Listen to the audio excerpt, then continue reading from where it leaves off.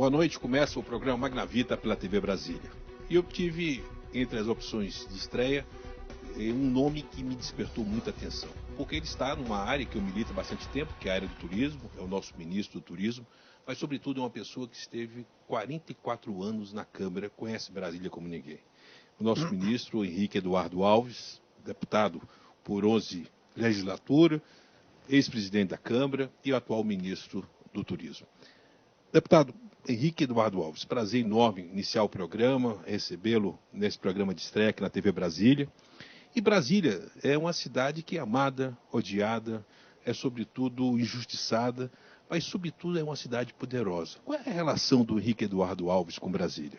Ora, eu quero agradecer a oportunidade, o privilégio de estar iniciando, Cláudio, esse programa com você e atribuir não ao nome, né, a minha história, mas você, como é um apaixonado pelo turismo, é a parte que eu ocupo, o ministério que estou exercendo, portanto eu atribuo essa homenagem ao turismo brasileiro, que merece realmente um lugar de destaque na economia desse país. E Brasília, você fala muito bem, Brasília, nós conhecemos a sua história, eu cheguei aqui em 1970, né? Brasília ainda nos seus começos e crescimento vertiginoso, e é a cidade que hoje, antigamente tinha muita essa controvérsia, amada, odiada, gostavam muito, não gostavam nada, hoje não. Eu acho que é quase um consenso sobre essa Brasília, que se organizou, que cresceu, que tem hoje, portanto, uma participação importante na conjuntura nacional, precisa despertar mais para o turismo. Acho que Brasília, como a capital do nosso país, tem, por isso mesmo, uma razão toda especial dos turistas estrangeiros e brasileiros mesmo de conhecer a nossa capital. Tem monumentos históricos de Niemeyer a conhecer, portanto, a levar a vida ao dia a dia dos brasileiros. Portanto, eu vejo Brasília com muito carinho e a sua maneira organizada de ser, as suas cidades circunvizinhas, tem tudo para fazer de Brasília cada vez mais um expoente da vida econômica, social e turística do Brasil. Agora, qual é a relação do Henrique Alves com Brasília? Vamos começar a pegar a máquina do tempo, década de 70, primeira legislatura, você disputando o futebol de salão do Rio de Janeiro pelo Vasco, é pensado pelas circunstâncias, porque seu pai acaba sendo vítima do AI-5. Aliás, em 73, o Aloysio Alves, ele é regenerado, vamos dizer, para a vida pública, porque é arquivado, e é provado que aquele AI-5 é muito mais um foco de uma questão política local lá do Rio Grande do Norte. Mas um garoto que é tirado do futebol de salão para a vida política. Como é que entrou Brasília naquele início? Olha, Claudio, uma homenagem até à verdade histórica, né? Meu pai foi eleito deputado federal e estreou na vida pública na Constituinte de 46. Ele queria ser candidato a deputado estadual, no meu estado, mas como era uma chapa muito disputada, estadual é mais do que federal, muitos candidatos à época, aí disseram, Aloysio, não tem lugar para estadual. A chapa está super completa, muito candidato, vai sobrar gente. Você quer começar a vida pública? Entre para deputado federal, faça uma primeira experiência e na próxima você já se prepara para ser deputado estadual. Então assim ele aceitou entrar para participar. Não é que se elegeu um dos mais votados federal, portanto, em 1946, na Constituinte, e aí criou um problema. Como ele entrou assim, se elegeu, quando perto da posse dos parlamentares de lei da Constituinte, foram verificar que ele tinha 23 anos de idade. E só permitia deputado federal tomar posse com 25 anos. Criou-se um impasse por conta da eleição de um menino com 23 anos de idade, que não tinha os 25 anos para tomar posse como deputado federal. Aí mudaram a Constituição para se permitir 21 anos de idade por conta de Aloysio. Aí em 48, eu nasci, portanto, no Rio de Janeiro, a Câmara é a capital do Rio de Janeiro, portanto, nasci no Rio e lá esse tempo todo, até que meu pai caçado, parece brutal injustiça, uma liderança popular muito fortalecida que ele era, e de repente, nas brigas locais, que a gente conhece, já superamos, ele foi caçado, não só ele, mas dois irmãos. Não adiantava caçar o Luiz, deixar o Agnello, que era prefeito, deixar o Garibaldi, que era um deputado estadual atuante, caça um, caça dois, caça três. Aí restaram dois meninos, eu e Garibaldi. Eu com 22 anos, o Garibaldi com 25, entramos para segurar essa bandeira na rede da resistência, da democracia, pelo velho MDB. Eu me elegi federal, à época, proporcionalmente o mais votado do Brasil, naquele tempo com 12% dos votos nacionais, e o Garibaldi se elegeu deputado estadual. E essa luta toda, e eu me lembro quando cheguei aqui, que hoje não, tem muito jovem na política, no parlamento mesmo, mas em 1970 era eu praticamente. E eu me lembro das dificuldades. Eu me elegi em outubro, tomei posse em janeiro, já com 22 anos, que eu fiz em dezembro. Uhum. E para circular na Câmara, aquele menino, para entrar no elevador, pedir um credencial, para entrar na Câmara, nas comissões, eu passei uns 6 meses com a carteirinha em mãos para poder entender que eu era o deputado. Então comecei a minha vida pública nessa luta toda, segurando a bandeira da retabacanização, do Brasil livre, o Brasil precisava se libertar da ditadura e tudo aquilo, e fiz a minha história, uma coisa que meu pai foi que abriu o caminho. Eu apenas tratei de cuidar desse caminho e até hoje, graças a Deus. Filho de jornalista, o Aloysio teve uma atuação muito forte na tribuna da imprensa, com o Carlos Lacerda, depois ele lança a Tribuna do Norte, quando volta para... E você é casado hoje com a Laurita, que é uma jornalista, e uma jornalista que batia muito em você. Eu queria falar sobre isso depois do intervalo comercial. Voltamos daqui a pouco, conversando com o nosso ministro Henrique Eduardo Alves.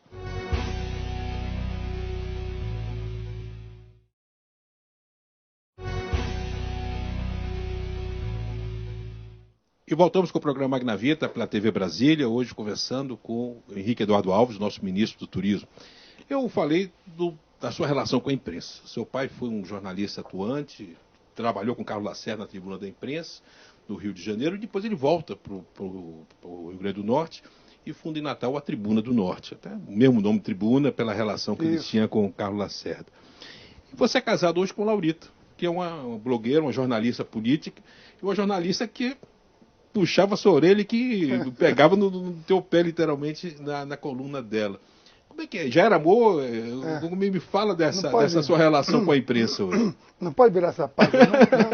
Olha, realmente meu pai, o que ele era um jornalista, né? A essência dele era jornalismo, desde pequenininho, desde muito jovem, gostava muito de ler, de acompanhar, já escrevia na Sociedade de Angicos, não tinha jornal, ele fazia, menino com 16, 17 anos de idade, ele fazia um jornalzinho, né? E não tinha como editar, não tinha como publicar. Aí ele saía de casa em casa com aquilo que ele escrevia, as pessoas iam lendo de casa em casa, era a sua manifestação da essência jornalística. E aí, para a política, é um pulo, né? E realmente, essa vida toda, a Tribuna do Norte tem 60 anos de existência, é o jornal mais tradicional e mais importante do meu estado, modéstia à parte. E realmente a Laurita, com quem hoje eu vivo, né, há 6 anos, e muito feliz, reencontrei aí um espaço importante de felicidade e alegria, e da política, ela é muito política também. E a família dela também. E o pai dela era um jornalista também, Cassiano Arruda, e contra nós, ligado ao Zé Gripino, eram os Maia e os Alves. Ele era um dos mais radicais dos Maias, e nós dos Alves.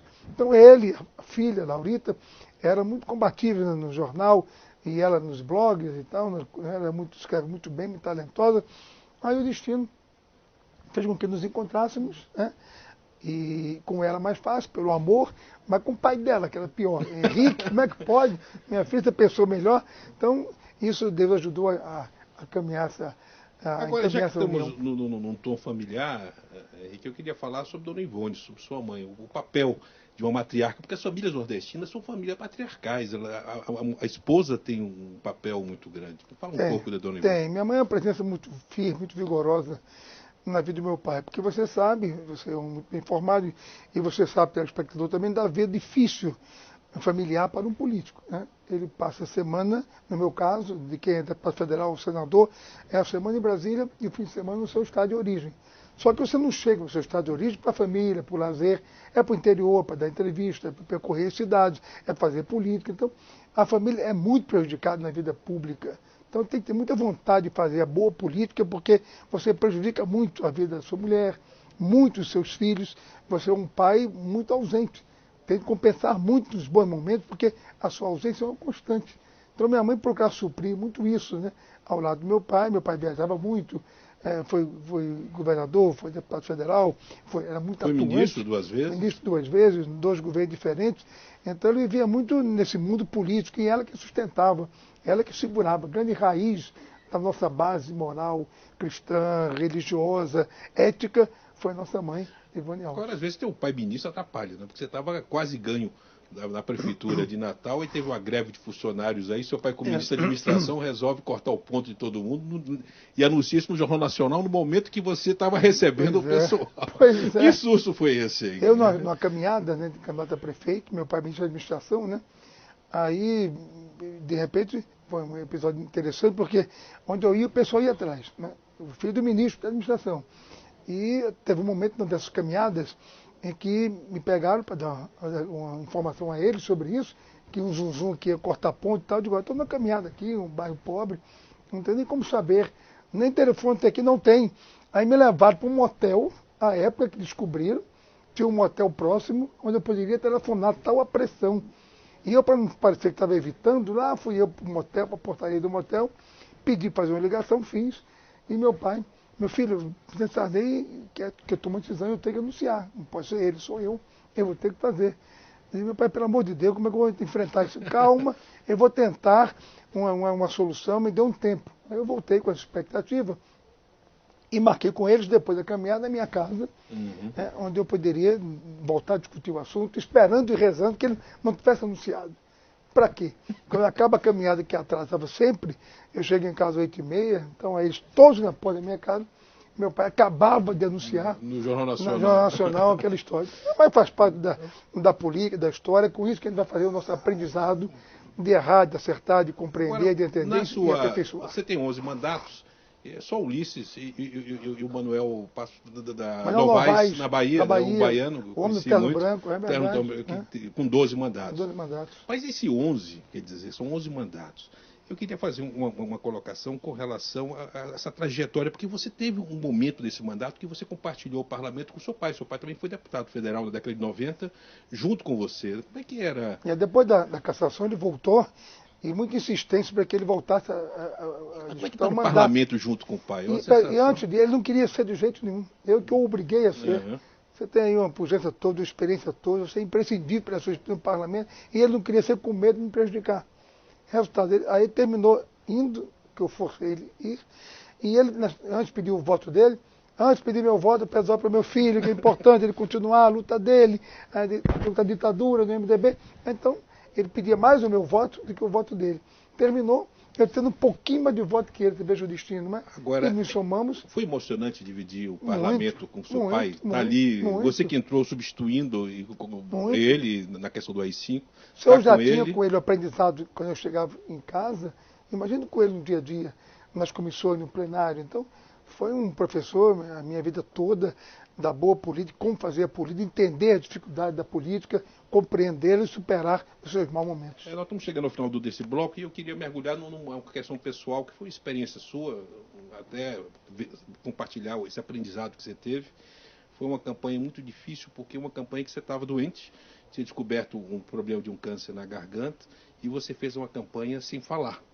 E foi uma campanha tão emocionante que você também foi o mais votado proporcionalmente do Brasil. Que lição você teve nessa campanha? Olha, foi um problema que eu tive, tumor nas cordas vocais. A primeira vez foi por laser, o tratamento. O médico cortou metade de uma corda, eu fiquei com uma corda e meia. E ele me disse, olha, você não pode fazer 3 coisas. Eu digo, pois não, eu vou cumprir. Quais são as 3?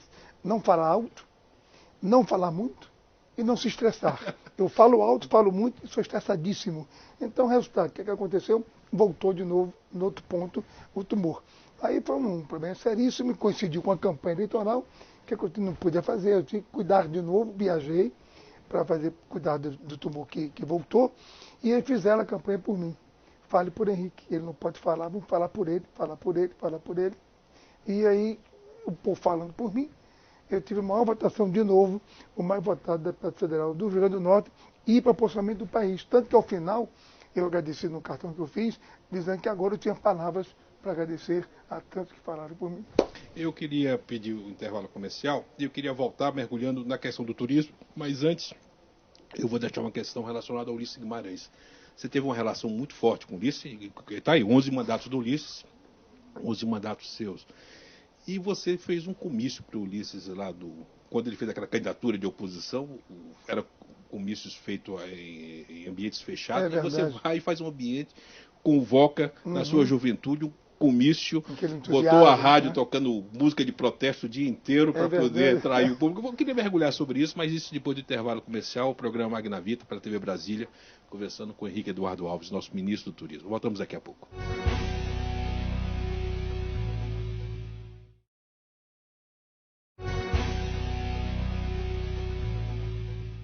E voltamos com o programa Magna Vita pela TV Brasília, hoje recebendo nesse programa de estreia Henrique Eduardo Alves. 11 mandatos como deputado, 44 anos no parlamento e hoje o nosso ministro do Turismo. E eu deixei, no final do último bloco, uma questão relacionada à sua relação com o Ulisses.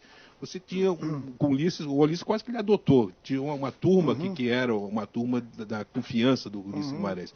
Eu até citei a coincidência do Ulisses ter tido 11 mandatos e você está com 11 mandatos.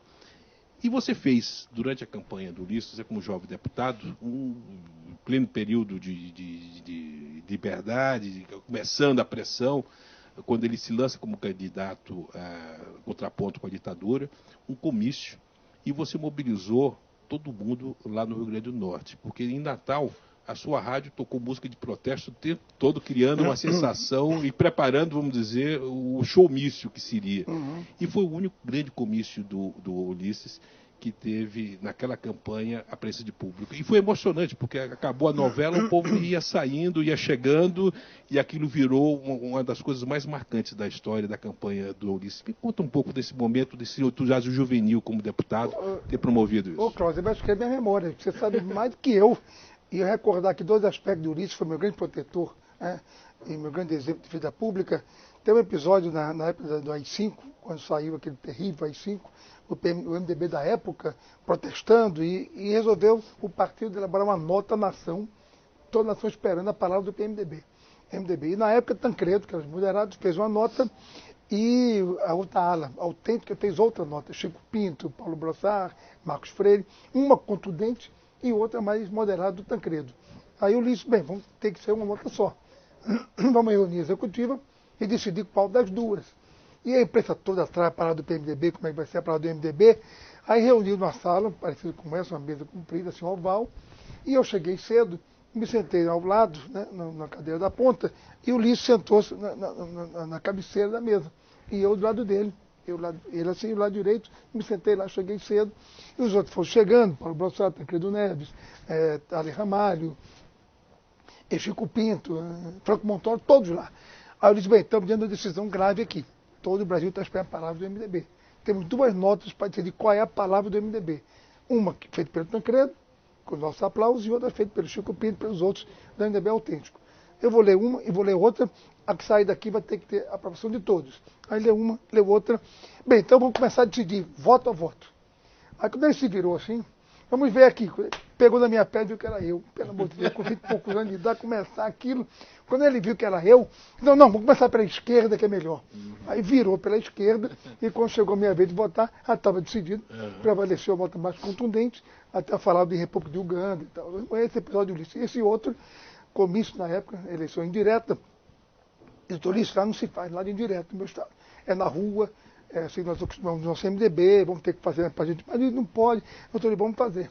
E aí ele gostava de minhas ideias, assim, me estimular, vamos fazer, na Praça de Ferreira, que é o local tradicional dos comícios. Aí marcamos um comício na praça para recebê-los, eles, nosso carneiro, Tancredo Neves, todos eles, chegaram a Natal. Quando chegaram a Natal, o comício anunciado, veio a notícia de que havia sido proibido o comício pela Secretaria de Segurança Pública. Doutor, isso é um problema, está aqui proibido o comício, que não é eleição, proibido o comício. Aí Nelson Carneiro, deixa eu tentar com o Supremo, ele tinha ligações boas na época com o presidente do Supremo, eu vou tentar ver se conseguimos liberar e tal. Aí telefonou-se o presidente do Supremo, todos nós esperando a decisão, ele estava numa fazenda aqui próximo a Brasília, era um fim de semana, era um sábado, aí teve que mandar um carro lá para resumir a história. Eu fui para a Secretaria de Segurança, cheguei lá em torno de 2 da tarde, esperar a possível comunicação que Nelson tinha recebido, que seria favorável. Vá para lá que vai ser favorável. Isso em meio-dia. Eu cheguei na Secretaria de Segurança, 2 da tarde, fiquei lá sentado, esperando. Esperei até 5 horas da tarde, nada do comunicado. E o comício era às 8. Quando eu chego, 5h30, mais ou menos, 15 para as 6, vem um representante do secretário, não era mais o secretário, mandaram alguém lá me dizer, olha, chegou o comunicado, pode fazer o comício. Mas isso não tinha mais tempo de nada, os carros de som, né? Os carros de som proibidos, não tinha mais nada mais falar no comício, morreu o comício, só tem um jeito, a Rádio Cabugi, que era a nossa Rádio Cabugi até hoje, tinha um programa político, eu vou para lá. Faltava 10 minutos para acabar a rádio, o programa político da rádio, que era de 6h30 até 7 horas, fui para lá. E fui para a rádio, me sentei, tirei o locutor, eu assumi. Aí era Fafá de Belém, era Chico Buarque, Apesar de Você, aquelas coisas todas e tal. Aí o meu tio, que era conservador, meu pai, Zé Gobá, Meu, pare com isso, a rádio vai ser caçada, vai ser fechada, você é um louco, eu não vou parar não. Concessão federal, né? E eu convocando para a rua, liberdade, democracia, resistência, música, Fafá de Belém, do Nacional, aquele negócio todo, 3, 4 para acabar minutos. Aí, vou falar com seu pai. Pois fala, eu não saio daqui não. E eu discutindo com ele no ar, praticamente. Aí, para quê? Foi falar com meu pai deixa ele continuar, tá certo. Tá certo. Aí, quando veio essa notícia, aí fizemos muito convocação para resumir a história. Acabou o horário, 5 minutos, vamos casar o comício. O comício é às 8 horas. E eu mandei um amigo meu para ver lá a hora de chegar. Me vi que a hora boa de chegar para nós irmos. E meu amigo, 7h30, 8 horas, e o cara me dizia, Henrique, não tem ninguém. Eu digo, pelo amor de Deus, não tem ninguém. Eu disse, bora aí, tá na hora. 8h15. O Ulisses disse que se tivesse um, faria o comício. Pois é, mas vamos botar na ordem. Não, precisa aqui, espera um pouquinho e tal. Vamos na ordem, nosso carneiro apressado, vamos embora. E eu dizia, Henrique, não tem ninguém. Só tem as luminárias, o palanque, né? Não tem ninguém aqui na praça, não venha para cá. O que eu vou dizer? Aí ele sentiu a minha nervosismo, Henrique, eu já sei o que é, dificuldades, né? Eu entendo isso, vamos para lá, a gente fala para 10, 20, 50, é simbólico, vamos. Me desculpe, doutor Ulisses, mas não deu certo, por isso proibiram. Falei, não, vamos embora. E fomos para lá. Quando na caminhada para lá, tem a subida do Alecrim, né? Tem uma área, passa para o cemitério, uma avenida muito larga. Quando eu comecei a observar, aquelas filas de pessoas saindo dos becos, das ruas, 5, 6, 10, 20, 2, e todas indo na mesma direção, da Praça de Ferreira. Resultado, nós chegamos lá, 9 horas da noite, na hora limite, com uma multidão. Aí Barbosa, Lima Sobrinho, nosso presidente da BI, que era companheiro de Ulisses naquele momento. Era o vice, né? Era o vice, né? Diante daquilo fez um artigo, que eu nunca mais esqueci, guardei. Ele fez o artigo, o comício que eu não esqueci. Publicou no Jornal do Brasil. E a partir dali serviu de motivação por onde o Ulisses andava, comentava o comício de Natal. Era a nossa luta de entusiasmo pela democracia. E o nosso tempo está chegando ao final, e eu não posso terminar o programa sem falar de turismo. Uma das grandes conquistas do presidente Lula foi ter criado esse ministério. Esse ministério revolucionou, há 13 anos revolucionou. Quando se fala assim na possibilidade de extinção do Ministério do Turismo, todo mundo fica arrepiado. Seria um crime para o país, em plena Olimpíada, em pleno momento em que o turismo ocupa, e precisamos de geração rápida de emprego, terminar com esse ministério.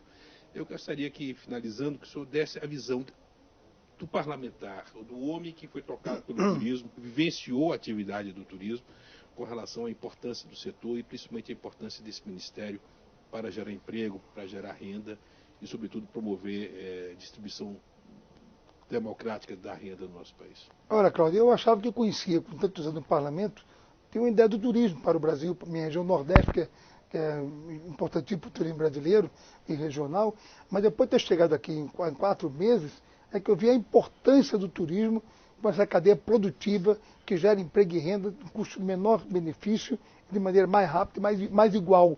Desde o pequenininho, uma camareira, um motorista, um dono de um bar. Na veia, pois na veia. E na hora da crise, aí que ele se sustenta. Tanto que hoje, com toda a dificuldade, é o segmento que mais gera receita. O segmento salvou Portugal da crise. É verdade, não é? Portugal e outros países, Espanha também, vários outros. Então o turismo, primeiro, é com menor custo-benefício, que gera mais emprego e renda mais rapidamente. Ele atinge todas as camadas sociais, do pequenininho até o dono de hotel. Ele interage com 52 atividades empresariais, comerciais e de serviços. Turismo, agricultura, agronegócio, está ali no campo, muito bem. Industrialização nas grandes cidades, centros urbanos, muito bem. A ciência, inovação, tecnologia, perto do centro da cadeia, muito bem. O turismo está em tudo que é canto. Tudo que é canto, você tem um rio, uma praça, a gastronomia, uma música, a natureza, um monumento. Então o turismo está em tudo que é canto desse país. E mais, no momento de dificuldade, de mau humor, de inflação, vamos superar, o turismo é alegria, é família, é emoção, é interação. Então é tudo isso que nesse momento o país está precisando.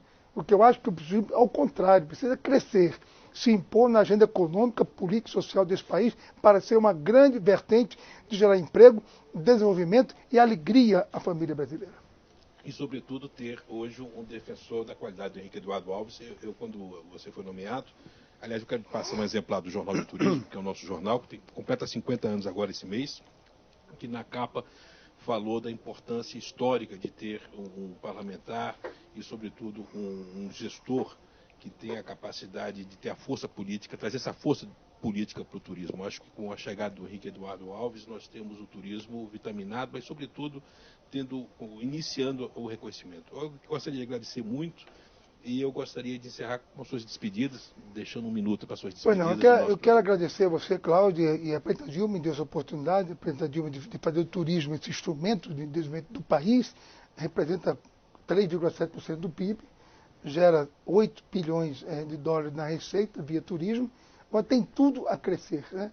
Apenas nós estamos com 70 milhões de brasileiros que fazem o turismo.